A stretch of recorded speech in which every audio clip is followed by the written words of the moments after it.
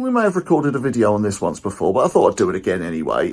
Today I've got a batch of 10 cylinders that we have to make work with a customer specific key, so please keep watching.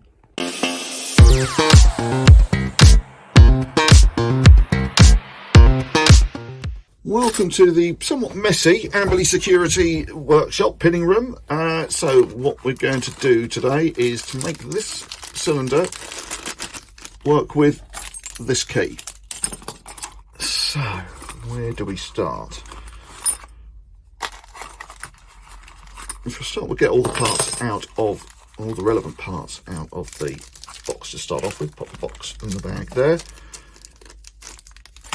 First thing we're going to do is to take this apart. Now this cylinder has been supplied pre-assembled or sub-assembled, and what I need I can't find. That's annoying. I need a little item, so bear with me a second while I find the item that I need.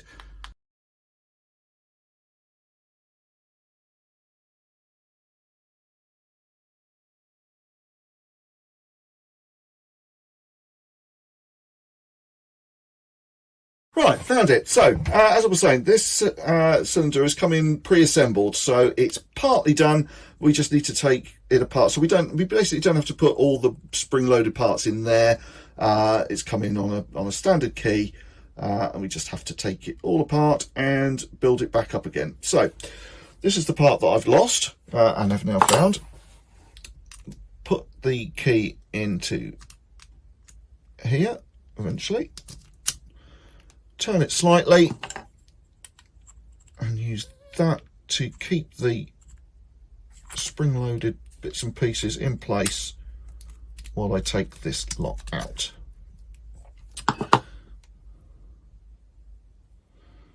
So that's all the original pins and springs, pins. I can go. They can go away in a drawer.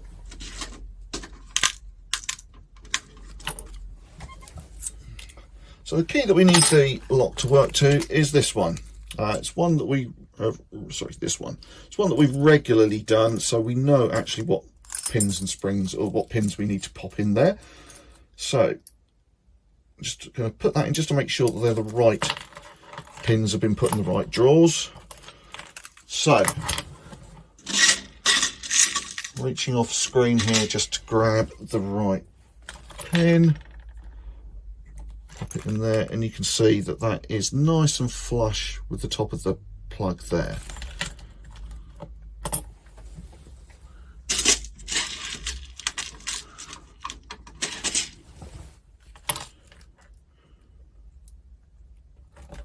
That one's come out, shouldn't have done.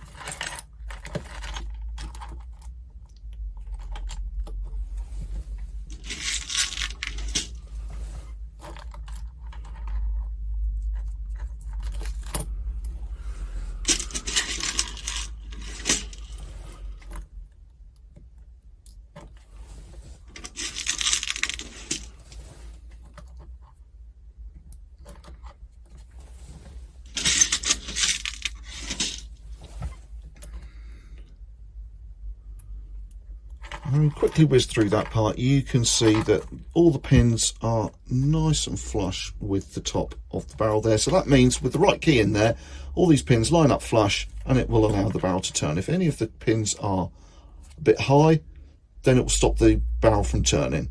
And likewise with the spring-loaded parts that go down, if any are too low, like for instance like that one will be there, then a spring-loaded part pops down and goes across there and again stops that from turning. But with the right key in, everything's nice and flush, the key will turn.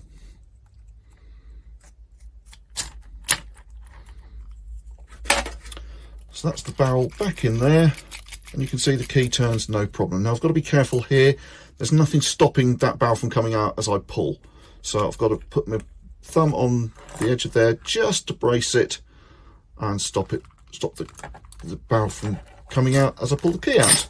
So the next thing we have to do is to take these little components out from here. This is the connecting bar which sits in there, and this circlip holds it all in place. We have a specialist tool, like so, pair of circlip pliers, which help. It's not a particularly easy job, but we'll give it a good go. Pop those on there.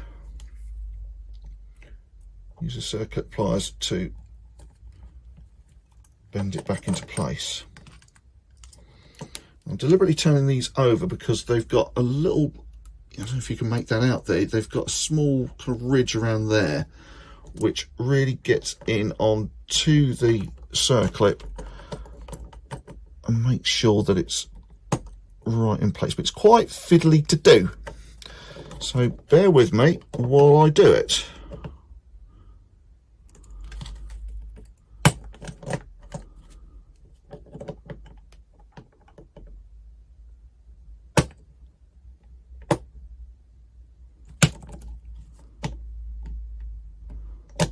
Moment you can see that that will actually come out, so I've got to get that circlip in absolutely spot on, otherwise the lock will just fall apart when it's used, and that's not a good idea. There we go, that's got it in there. Now you can see that that connecting bar is not coming out at all, and so now if I put the key in and turn it, and that's not going anywhere, and that is that.